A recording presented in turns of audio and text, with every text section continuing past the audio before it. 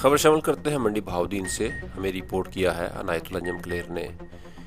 Police کا منشیات فروشوں کے خلاف بڑا کریک ڈاؤن، 125 کلو گرام منشیات برآمد۔ منشیات فروشوں کے خلاف کارروائی میں بدنام زمانہ 57 منشیات فروش گرفتار۔ ضلع منڈی بہاؤدین کو منشیات سے پاک کرنا مشن ہے، عوام پولیس کا ساتھ دیں، نام سیگا راز میں رکھا جائے گا۔ اس عزم کا اظہار ڈی پی او انور سعید کنگرا نے کیا۔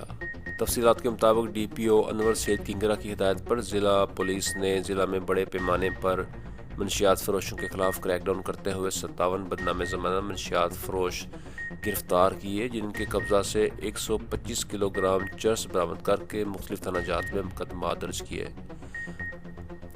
ڈی پی او انور سعید کنگرا نے کہا ہے کہ منشیات فروش معاشرے کے لیے ناسور ہیں، جن کی وجہ سے جرائم میں اضافہ ہوتا ہے۔